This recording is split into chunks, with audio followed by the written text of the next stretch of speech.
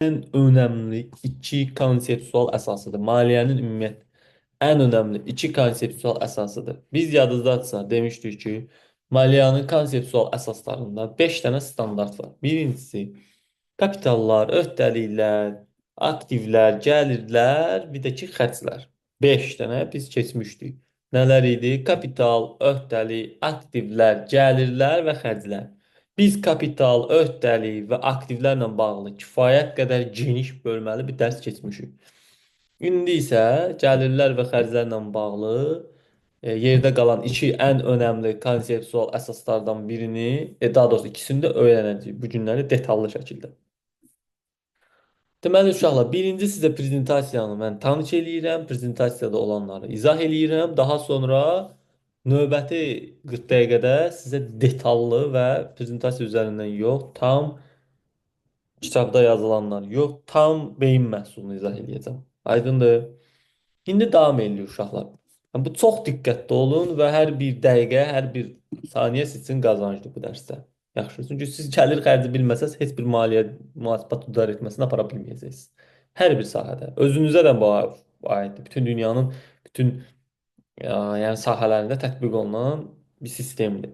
Gəlir nədir? Gəlir bir şirkətin və təşkilatın və yaxud bir şirkətin ümumiyyətlə mal və xidmətlərdən əldə etdiyi pul və ya digər resursların ümumi məbləğini ifadə edir. Yəni sənin satışın, əlavə gəlirlərin, əlavə sənə daxil olan pullar, hər şey sənin gəlirlərini təşkil edir. Və yaxud sənin əldə etdiyin pul müqabil, o üzr istəyirəm, şəxs burada pul vəsaitindən getmir. Sənə hər hansısa bir avadanlıq da hədiyyə edə bilər, bina ala bilər, bina hədiyyə eləyə bilərlər. Yaxud da hədiyyə olmasın, bir qarşılıq, xidmət göstərirsən əvəzində sənə bir dənə mənzil hədiyyə verə bilərlər. Yəni bu xidmət müqabilində. Bunlar hamısı sənin gəlirlərindir uşaqlar. Gəlir şirkətin fəaliyyətinin əsas nəticəsidir. Onun maliyyə vəziyyətini qiymətləndirmək üçün ən vacib göstəricilərdən biridir. Bəli, sən şirkətin mənfəətli olduğunu bilmək üçün gəlirlərinə və xərclərinə baxmalısan. Şirkətin əməliyyatlarından əldə etdiyi gəlir mühasibatlıqda gəlir və zərər hesabatı, yəni mənfəət və zərər hesabatında yer alır və şirkətin mənfəətini, xərclərini, ümumi maliyyə performansını göstərir. Narahat olmayın, prezentasiyasını sizdən paylaşacağım. Davam edirik uşaqlar. Gəlirin özünə məxsus 4 növü var. Əsas fəaliyyətdən gəlirlər, əməliyyat gəlirləri, maliyyə gəlirləri, bir də qeyri-adi gəlirlər. Əsas fəaliyyətdən gəlirlər nədir uşaqlar? Yəni sənin şirkətin nə iş görür, nə xidmət göstərir? Məsələn, restoranın var. Restoranın əsas fəaliyyətdən gəliri odur ki, sənin satdığın yeməkdən əldə etdiyin gəlir sənin əsas fəaliyyətindən gəldi. Yəni sənin telefon mağazan var və sən telefon satışı eləyirsən, sən orada sənin satışdan əldə etdiyin gəlir sənin əsas fəaliyyətindən gəlirdi. Amma yox, sən o telefon satdığın dükanda bir dənə balaca bir yer vermirsən, orada biri saat düzəldir və sənə aylıq 300 manat arenda verir, o artıq sənin əməliyyat gəlirindir. Aydındır? Çünki sənin əsas fəaliyyətin o deyil. Sənin əsas fəaliyyətin telefon satmaqdır. Aydındır? Maliyyə gəlirləri nədir? Maliyyə gəlirləri odur ki, uşaqlar. Məsələn üçün, sən banka 1 milyon manat pul qoymusan və sən pulun üstünə hər ay 10%, 11% pul gəlir və bunlar sənin faiz gəlirlərin, yəni bunlar sənin maliyyə gəlirlərindir və yaxud dividend gəlirlərin sənin maliyyə gəlirlərindir. Qeyri-adi gəlirlər nədir uşaqlar? Qeyri-adi gəlirlər odur ki, həmişə baş vermir. Tək-tük hallarda baş verən hadisədir. Məsələn, şirkətin aktivləri var və o aktivlərdən satış eləyir. Məsələn, şirkətin aktivlərində 100 hektarlıq torpaq var. O torpağı satış eləyir və oradan pul gəlir. Bu da olur aktivlərin satışından əldə olunan gəlir. Aydındır uşaqlar, və yaxud şirkətin aktivində maşın var, onu satır, oradan gəlir əldə eləyir. Bu da olur şirkətin aktivlərindən əldə olunan gəlir. Yəni qeyri-adi gəlirlər. 4 dənə növ oldu. Əsas əməliyyat, əsas fəaliyyət gəlirləri, əməliyyat gəlirləri, maliyyə gəlirləri, bir də qeyri-adi gəlirlər. Gəlirlərin maliyyə və maliyyə hesabatlarında nədir rolu mən sizə izah edeyim. Əsasən bildiyimiz 3 dənə bilirsiniz ki, maliyyə hesabatı var, belə 5 hesabat var. Standart əsasən. Bizə burada gəlirlər bizim 3 standartda görsənir. Nədir? Mənfəət zərər hesabatında, balans hesabatında, bir də pul vəsaitlərinin hərəkəti haqqında hesabat, yəni kəşf pulu hesabatında. Uşaqlar, mənfəət zərər hesabatında gəlirlərin önəmi odur ki, sən gəlirdən xərcini çıxıb xalis mənfəəti alırsan. Yəni gəlir burada rol oynadı. Balans hesabatında gəlirlər mütləq şəkildə göstərilir və şirkətin kapitalını artırır. Pul vəsaitlərinin hərəkəti haqqında hesabatda da yenə də gəlirləri sən göstərirsən və ondan maliyyə vəziyyətini göstərir. Okay. Xərclər. Uşaqlar, xərclər nədir? Şirkətin müəyyən bir fəaliyyətin və ya əməliyyatın həyata keçirilməsi ilə bağlı maliyyə resurslarının sərf olunmasını bilir. Bu nə deməkdir uşaqlar?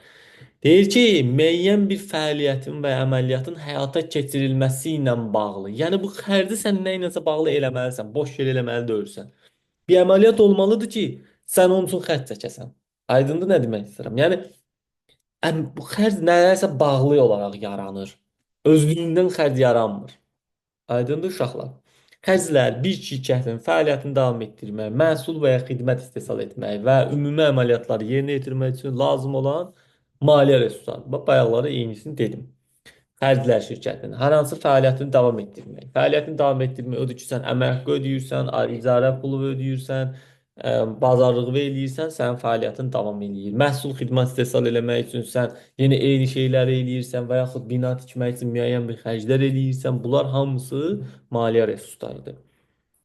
Şu xərc şirkətin maliyyə hesabatlarında əks olunur və şirkətin gəliri və mənfəətini hesablamaq üçün rol oynayır. Bəli, sən gəlirdən xərcini çıxırsan ki, mənfəətini tapa biləsən. Xərcin müəyyən olunan 5 standart növü var. 5 dəyişkən, sabit, qarışıq, birbaşa və dolayı xərclər. Uşaqlar, bu 5 xərci növbəti 40 dəqiqədə sizə izah eləyəcəm. Nəyə görə? Bunlar üçün genişdir. Elə deyib üstündən keçmək istəmirəm. Sadəcə bunu bilin ki, 5 dənə xərc növü var. Variable, fixed, mixed, direct and indirect. Yəni dəyişkən, sabit, qarışıq, birbaşa və dolayı xərclər. Yaxşı uşaqlar. Bu 5 dənəni mən növbəti 40 dəqiqədə izah eləyəcəm. Xərclərin maliyyə hesabatlarında rolu odur ki, mənfəət və zərər hesabatında yenə də eyni, balans hesabatında və pul vəsaitlərin hərəkəti haqqında hesabatda e, göstərilir. Yəni mənfəət zərərdə xərcdə gəlirdən çıxılar. Balans hesabatında kapital xərcləri aktiv kimi göstərilir. Pul vəsaitləri haqqında hesabatda xərclər şirkətin maliyyə vəziyyətini göstərir. Yəni daha çox xərcləmisənsə, deməli sənin şirkətində gəlirdən çox xərc eləmisənsə, deməli zərərdəsən. Bu da maliyyə vəziyyəti. Maliyyə vəziyyəti nədir? Ya mənfəətdəsən, ya zərərdəsən. Maliyyə vəziyyəti budur.